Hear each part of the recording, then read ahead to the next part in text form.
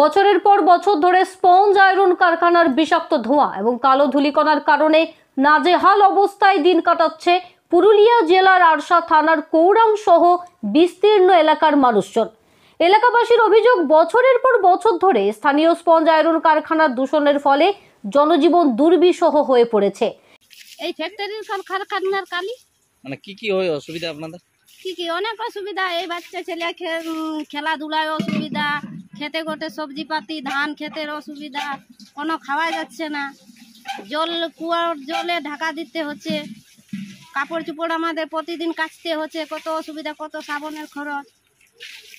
তো এই ধোঁয়ায় মানুষের তো শরীর খারাপ হয়ে যাবে। হ্যাঁ, শরীর তো খারাপ হচ্ছে, আমাদের ভাতে আমাদের অসুবিধা। কালি খাচ্ছি, কালি আমরা যেমন খাই নাই, আমাদের গরিব মানুষ কোথায় পাবো ডেলি সাবন? কিসের কালি ওটা?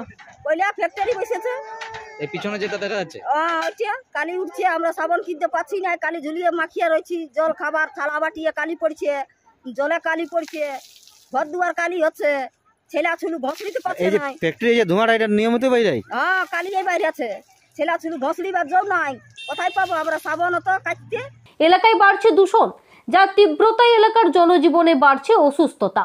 ওই এলাকার দূষণের মাত্রা এতটাই তীব্র থেকে তীব্রতর হয়ে উঠেছে তা এলাকার পুকুরের জল, কুয়োর জল, চাষের জমি, গাছের পাতা, সবজির ক্ষেত, রাস্তাঘাট, বাড়ির ছাদ, সর্বোপরি যে কোনো গাছের ফুল ফল দেখলে স্পষ্ট হয়ে যাবে ছবিটা। এলাকাবাসীরা জানিয়েছেন, স্পঞ্জ আয়রন কারখানার কালো ধোঁয়া এবং ধুলোর ফলে দীর্ঘদিন ধরে চরম সমস্যায় পড়েছেন তারা। এ বিষয়ে এলাকাবাসীর অভিযোগ, তারা বহুবার কারখানার এই কালি মিশ্রিত ধোঁয়া বন্ধ করার জন্য কারখানা কর্তৃপক্ষের কাছে দরবার করেও কোনো সুফল পাননি। ছেলা চুলু সবাই শাক সবজি সবাই অসুবিধা, ওইলে খাওয়া যাচ্ছে তো রোগ হচ্ছে না আমাদের। কি হচ্ছে মানে কি হচ্ছে? ফ্যাক্টরি হয়েছে, ফ্যাক্টরিটা আমরা বন্ধ করতে যাচ্ছি, তো ফ্যাক্টরিটা বন্ধ হচ্ছে নাই, সেটা বন্ধ করবার চেষ্টা করো, যেমন আর কালি উড়াই নাই, কালি উড়ে নাই, মানে কালিটা বন্ধ করতে চাইছে না আপনারা? ফ্যাক্টরি গেছিলেন একবার, বলেছিলেন? হ্যাঁ, ফ্যাক্টরি আমরা প্রত্যেকবার যাই, তো আমাদের কথা শুনেই নেই, বন্ধই করে নাই।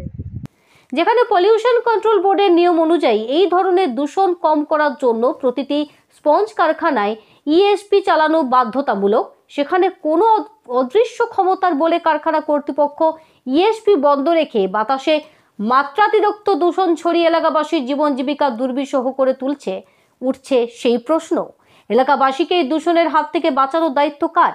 নাকি গ্রামের সাধারণ মানুষজনকে দূষণের এই করাল থাবা সহ্য করেই বেঁচে থাকতে হবে? প্রশ্ন থেকেই যায়।